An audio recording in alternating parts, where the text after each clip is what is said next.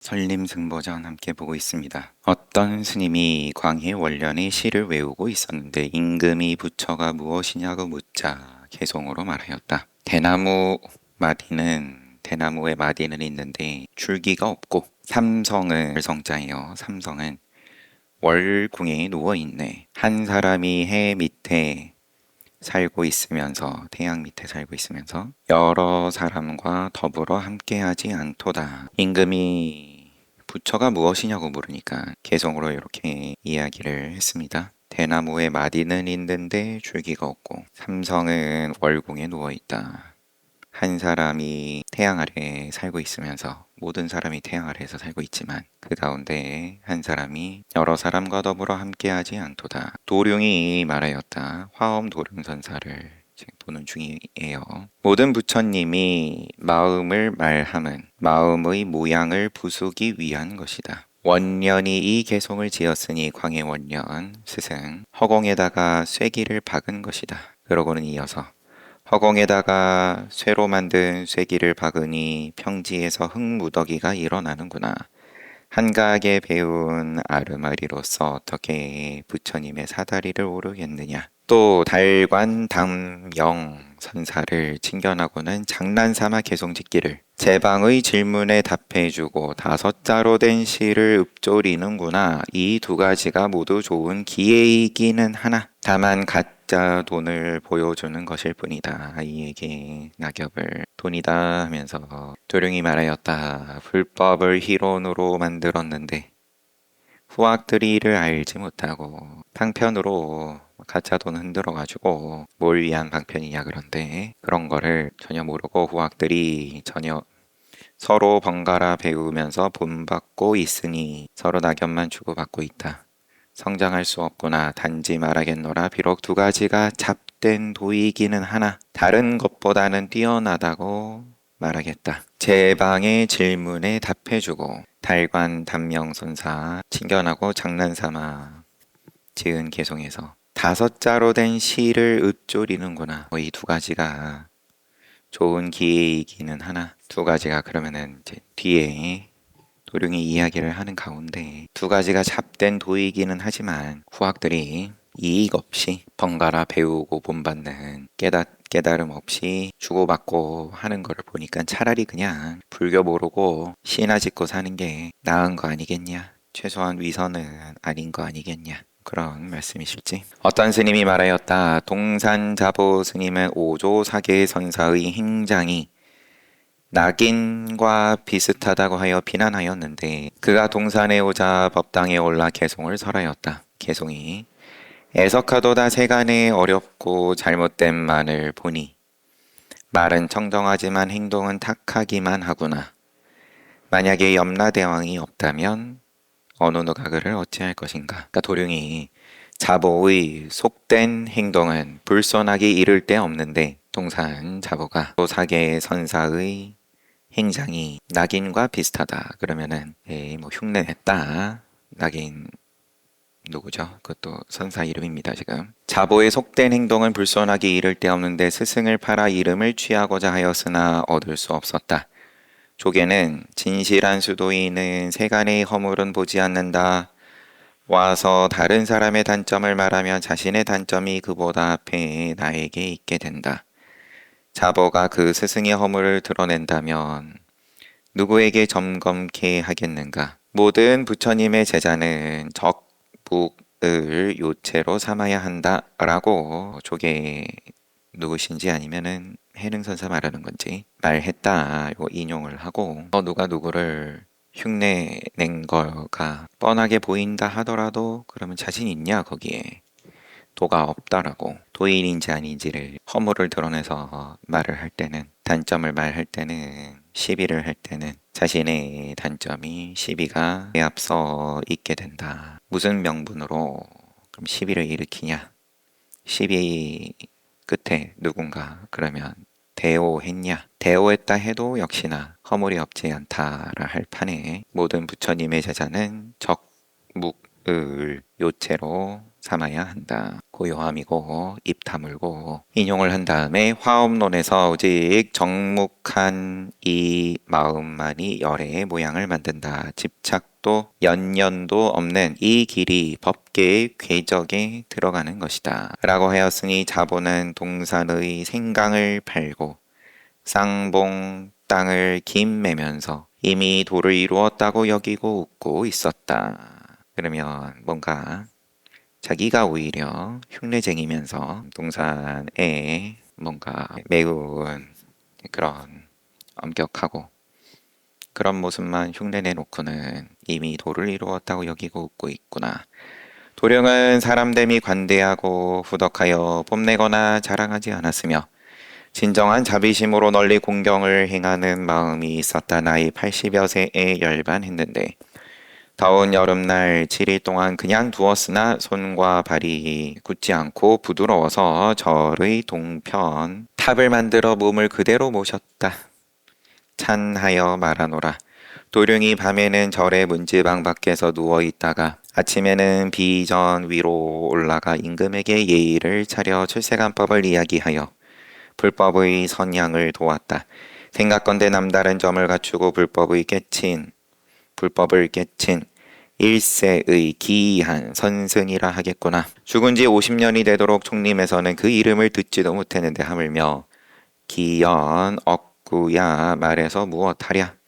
크게 탄식할 노릇이다. 내가 젊었을 때 화엄 선원의 객으로 가서 그의 단월이었던 잠시의 자손들을 만나보니 집에 도룡이 지은 개송의 초고와 아울러 만난 흔적까지 매우 상세하게 모아두었으나 지금 가서 찾아보면 10개 가운데 겨우 한두 개가 남아있을 뿐이다. 이에 그 나머지를 알고 있는 사람을 기다리는 바이다. 이런저런 화엄 도룡선사의 모습에 대해서 내지는 언구에 대해서 두서없이 소개를 했지만 도인임은 분명하고 예전에는 참 풍성했는데 남아있는 기록이 지금은 그 중에 10개 중에 한두 개다. 아쉽다. 자명초원선사. 자명선사는 전주 청상 사람으로 성은 이씨, 휘는 초원. 어려서 서당에 다녔으며 22세 때 성남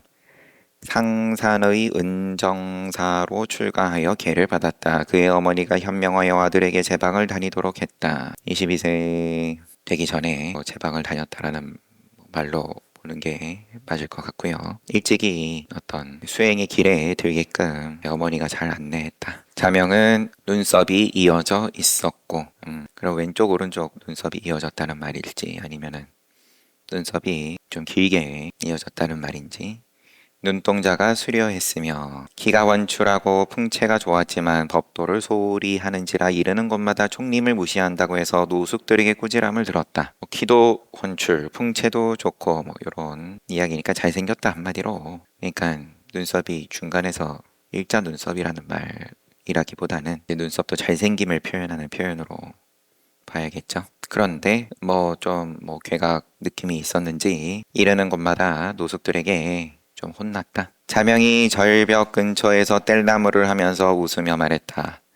용과 코끼리의 발길질은 당나귀가 감당할 수 있는 것이 아니다. 호방하게 큰 소리 쳤습니다. 어른 스님들이 잔소리하거나 말거나.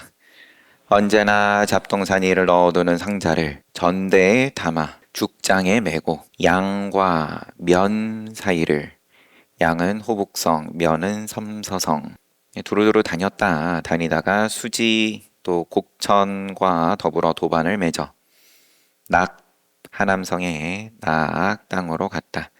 분양선소 선사의 도와 명망이 천하제일이라고 하여가지고 직접 가서 의지하고자 마음을 먹었다. 그때 조정에서 마침 하동 지방의 죄를 물으니 택에 모두 중무장한 병사들이 머무는지라 대부분이 가지 말라고 권하였다.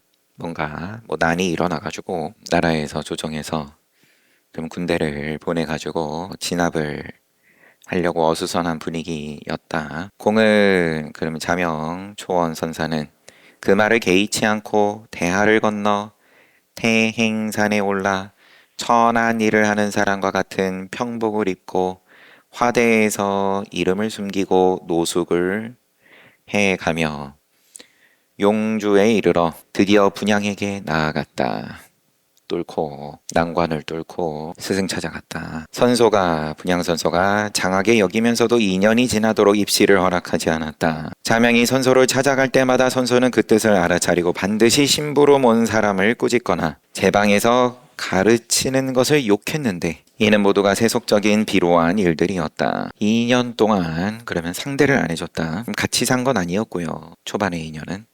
자명이 선소를 찾아갈 때마다 선소는 그 뜻을 알아차리고 물리쳤다는 말인 거긴 한데 심부름 온 사람을 꾸짖거나 제 방에서 가르치는 것을 욕했다. 뭐든 어느 날 저녁에 간곡하게 말하였다. 제가 법석에 이른지 그럼 2년 같이 지내긴 했는데 여튼간에 벌써 2년이 지났는데 가르침을 받지 못하고 세속의 번뇌만 늘어났습니다. 생각을 해보니 세월은 호련히 지나가는데 자신의 본분사를 밝히지 못해 출가한 목적을 잃어버리고 있습니다. 이와 같이 시간만 버리고 있는 게 죽겠습니다. 말을 마치기도 전에 선소는 뚫어지게 쳐다보다가 꾸짖고 말하였다. 이 나쁜 놈아, 감히 나를 팔다니. 화를 내면서 지팡이를 들고 쫓아내는데 자명이 어떻게든 모면하려고 하자 선소가 그 입을 틀어막았는데 이때 자명이 크게 깨달았다. 지팡이를 들고 쫓아내고 뭔가 푸닥거리를 하는데 근데 모면하려고 뭐라고 또 말을 하려고 했겠죠? 입을 틀어막아 버리니까 그때 깨달았다. 임재의 도가 사람들의 일상적인 망정에서 벗어난 것임을 알았습니다. 눈뜨고 첫 일성이 시봉한 지 7년 만에 스승을 작별하고 당명숭 선사에게 귀의하니 숭이 자명에게. 당명숭은 수산성념의 법을 이었다. 분양선소도 그러니까 이제 삼촌뻘이죠. 숭 선사가 자명에게 한림학사인 양대년의 직연이 높으면서 도에 든 것이 온당하고 건실하니 그대는 꼭 만나보아라. 양대년은 이래저래 계속 지금 자주 나오죠. 전등록 지은 정리한 지금 자명초원이 987년에서 1040년, 양대년은 974년에서 1020년, 그러니까 거의 비슷한 연배. 아빠 아들 차이만큼은 아닐 뿐이지 그래도 13살 차이 납니다. 양대년이 더 형이에요. 자명이 대년을 찾아가자 대년이 물었다. 대면해도 서로 알지 못하고 천리라도 종풍을 함께한다. 얼굴 맞대도 서로 알지 못하고 모를라 치면 안다랄 것 같으면 천리 떨어져 있어도 종풍을 함께한다. 뭐라고 지금 자명 초원이 얘기할란지. 지금 숭선사의 부탁을 받들어서 찾아왔습니다. 그러거나 말거나 그냥 그대로 얘기해요. 참으로 허공을 벗어났군요. 지난달에 당명선사를 떠나왔습니다. 지금 당명숭선사니까 이어서 다시 한번 보면 자명이 양대년 만난 자리에서 찾아가니까 양대년이 먼저 대면에도 알지 못하고 천리라도 종풍을 함께 한다. 그러니까 지금 삼촌 선사의 부탁을 받아서 찾아왔습니다. 참으로 허공을 벗어났군요. 지난달에 당명선사를 떠나왔습니다. 그러니까 지난번에 숭선사와 문답한 것이 후회스럽군. 그러니까 본분 작가군요. 그러니까 양대년이 했다. 그러니까 또 과연 그렇군요. 그러니까 또 양대년이 했다. 자명이 손으로 일획을 그으니 양대년이 혀를 내두르며 참으로 용상이로다. 이 무슨 말씀입니까? 그러니까 양대년이 돌아보고 자명을 위해 따로 차를 다리게 하고는 말했다. 원래 이 집안 사람이로다. 이 집안도 얻을 게 없군요. 양구했다가 어떤 것이 원상자가 사람을 위해 준 구절인가? 자명초원. 어떤 것이 원상자가 사람을 위하는 구절인가? 그러니까 그냥 없습니다. 그러니까 작가로다. 그러니까 한림학사에서 20방을 쳐야 되겠군요. 대년이 무릎을 어루만지면서 여기가 어디냐? 그러니까 자명이 박수를 치면서 차마 때릴 수가 없군요. 대년이 크게 웃으면서 또 물었다. 당명이 깨달았을 때의 인연을 아는가? 삼촌 선사 깨달았을 때 인연 아냐? 그러니까 당명선사는 어떤 스님이 수산에게 불법의 대의를 묻자 수산이 말하길 초왕의 성 둘레에 물은 여강 동쪽으로 흐른다 라고 한 소식을 들은 거죠. 당명숭 선사가 깨달았을 때 인연을 아느냐 물으니까 어떤 스님이 수산성념에게 불법의 대의를 물었을 때 수산이 말하기를 조왕의 성둘레의 물은 동쪽으로 흐른다 이렇게 대답하는 걸 뭐 옆에서 들었든 전에 들었든 그런 거죠. 겨우 그것뿐이냐? 그 말 뜻은 뭐냐? 물 위에 둥근 등불이 걸려 있습니다. 그렇게 말하면 고인을 저버리는 거다. 한림학사께서 의심스러우면 따로 참고해 보시지요. 달이 셋 달린 두꺼비가 하늘 위로 뛰는구나. 뛰거나 말거나 내버려 두시오. 이에 대년이 또 웃었다. 머무는 동안 아침 저녁으로 의문나는 것을 질문했다 그러다.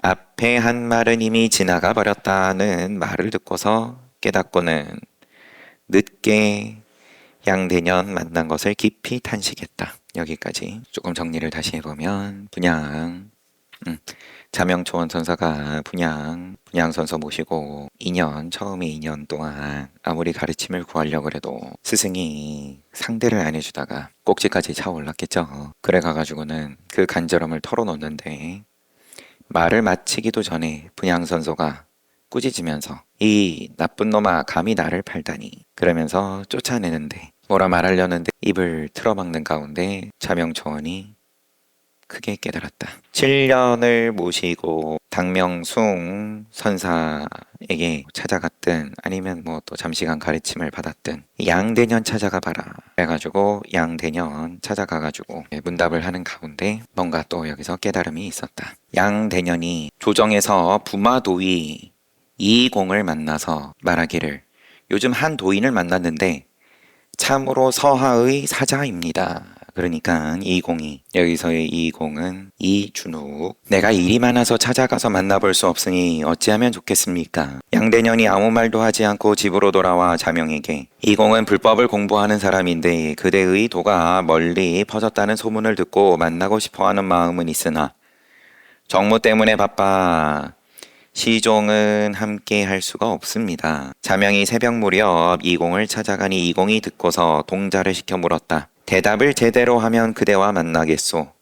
자명이 말하기를 오늘 특별히 만나려고 온 것이오. 아직 둘이 대면을 못하고 동자가 왔다 갔다 하는 중인 상황이에요. 대답을 제대로 하면 그대와 만나겠소. 그러니까 찾아왔다고 하는데 어서 모셔라. 앞에 상황이야 당연히 이공이 지금 초청을 한 건데 제가 바쁘니까 한번 불러주시지 않겠습니까? 이렇게 돼서 왔더니만 뭐 이렇게 한번 거량이 펼쳐지는 거예요. 한마디 대답을 똑바로 하면 만나주겠습니다. 그러니까 자명이 앞서서 양대년하고 주고받을 때하고 다르지 않게 오늘 특별히 만나려고 온 것이요.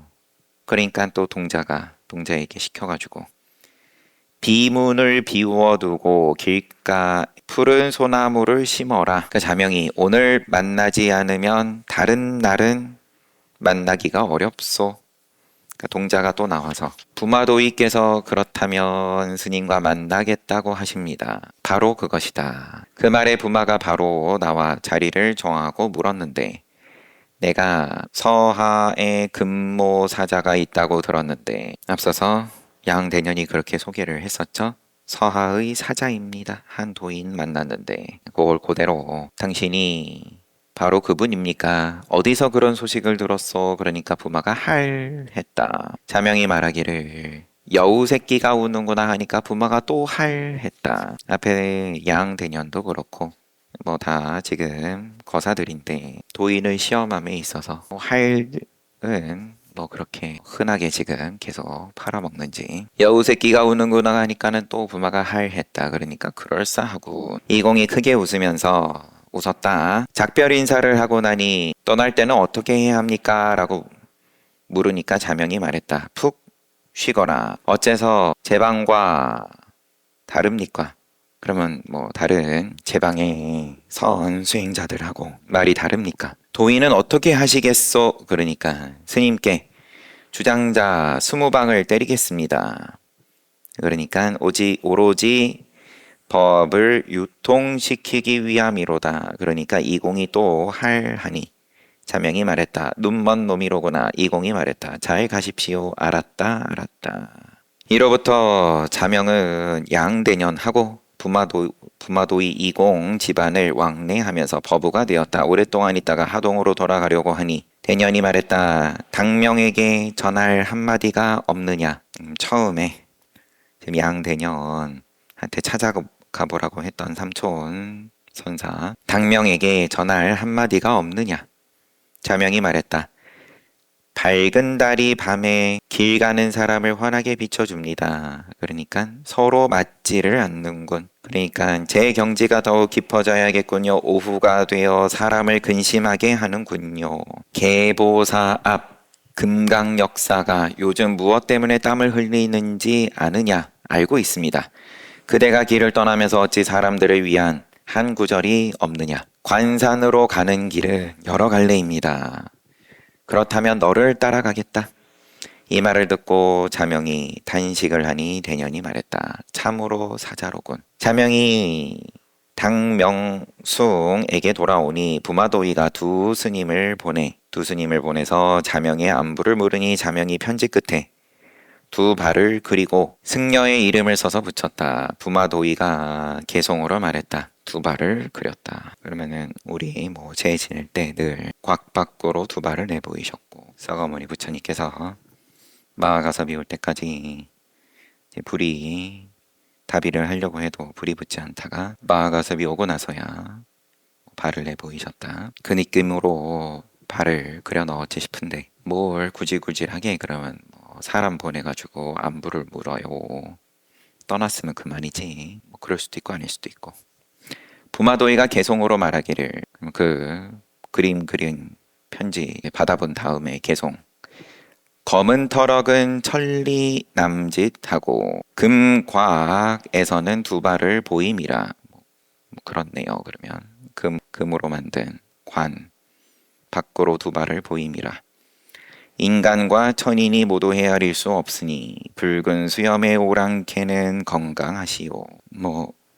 달마스님 표현하는 말이긴 하지만 붉은 수염의 오랑캐 달마스님이든 서가모니 부처님이든 당당하게 그러고 보니 앞서서 묘사도 처음부터 그랬죠. 자명초원선사는 이미 풍채도 좋고 이르는 곳마다 총림을 무시한다고 노숙들에게 꾸지람을 들었지만 그러든지 말든지 용상의 발길질은 당나귀가 감당할 수 있는 것이 아니다. 자명은 모친이 연로하여 남쪽으로 가서 균주 강서성에 이르렀다. 동산의 대중 가운데 으뜸이었는데 그때 동산 효총 선사가 살고 있었다. 동산양계 스님의 그 후손들 가운데 이 균주 땅이 베이스 캠프였다. 그때 동산 효총 선사가 살고 있었는데 그 전에 분양선소가 자명에게 말하기를 나는 운문의 법선들을 두루 참박했는데 다만 효총 선사를 칭견하지 못한 것이 한이 된다라고 한 적이 있었다. 자명이 그 일을 떠올리고 동산 효총 선사를 의지하게 되었다. 또 3년이 지나가지고 앙산으로 가니 양대년이 의춘 태수 황종단에게 편지를 보내 자명이 세상에 나와 설법해 주기를 청하게 하였다. 큰 도인이니까 잘 모시면 반드시 이익이 있을 겁니다. 태수가 남원을 비워두고 자명을 초청하였으나 자명은 나아가지 않았다. 얼마 있다가 태수를 만나 설법하고자 하였다. 태수가 그 까닭을 물으니 대답했다. 앞서서 양대년이 저분은 잘 모시세요. 그래가지고 남원을 비워두고 주지 자리를 만들어서 자명을 모시려고 했더니 그때는 거절했어요. 자명이. 근데 얼마 있다가 태수를 만나가지고 이제 세상에 법을 설하겠습니다. 설법하고자 했다. 그러니까 태수가 그 까닭을 물으니 처음에는 사양했지만 이제 하고자 합니다. 이게 이제 일관성이 있다고 해야 될지 이런 거 저런 거 안 붙여 말하세요. 처음에 이공이 거량을 할 때도 부마도이 이공이 자기가 불러놓고는 문 앞에서 가로막고 대답을 제대로 하면 그대와 만나겠어. 그러니까 오늘 불러가지고 왔어요. 동자에게 또 비문을 비워두고 길가에 푸른 소나무를 심어라. 자명은 이게 뭔가 의미하는 인용한 구절이 있을 수야 있겠지만 여하튼 그러든지 말든지 오늘 아니면 다른 날은 못 만나는데 오늘 아니면 땡인데 그러니까 분마도이가 그렇다면 스님과 만나겠다고 하십니다. 바로 그것이다. 앞에서 모실 때는 나오시지 않더니 지금은 어째서 설법하고자 하십니까? 그러니까 그냥 그대로 처음에는 사양했지만 지금은 하고자 합니다. 태수는 그를 매우 현명한 사람이라고 생각했다. 3년을 머물다가 떠나고는 어머니를 보살폈는데 그때 길게 있지도 않았어요. 또 3년 설법하시고 어머니를 보살폈는데 백금을 들이면서 오래 살기를 축원하자 그 어머니가 말했다. 그러고 보니까 어머니가 처음부터 행각하게끔 했다라고 나왔었죠. 너는 정녕 나를 나락에 들게 하여 모든 지옥을 밟게 하려느냐. 자명은 얼굴 표정을 바꾸지 않고 거두어들이고 인사를 하고 떠났다. 유명한 선지이셔가지고 또 계속 길게 이어지는데 우선은 여기까지 보고 처음에 양대년 만났을 때 대면해도 모르고 아니면 천리 밖에서 종통을 함께하고 얼굴을 마주하는 거든 천리 밖이든 이런 소리에 이게 함수에 들어가지 않는 거죠. 조건이 되지 않는 거예요. 그런 소리 했을 때 그냥 지금 숭선사의 부탁을 받아서 찾아왔습니다. 참으로 허공을 벗어났군요. 그럼 이 소리도 뭐 그러든지 말든지 지난달에 그럼 당명숭 선사를 떠나왔습니다. 이런 식의 법을 쓰셨습니다. 뭐 전혀 다른 소리지만 어린이 법회를 하면 앉아서 잠시 정진을 하죠. 그러면은 뭐 그래도 좀 나이가 든 초등학교 그래도 저학년 벗어난 친구들 말고 미취학이거나 어린 친구들은 앉아 정진하면 늘 부산 한 단계는 그래도 좀 지나가면 그래도 매주 하다 보니까 그렇게들 고개를 들어서 위에 등표를 봐요. 이렇게 저게 뭐 저렇게 볼 게 있나 싶었는데 제가 이 시간에 책을 보고 나면은 마칠 때 들어서 똑같이 고개를 들고 등표를 보고 있어요. 알록달록하고 반짝반짝하고 그러면은 육군을 부르는 거니까 뭐 부르는데 그러면 또 쳐다봐 줘야지. 잘 봤습니다. 쉬었다 정진합시다.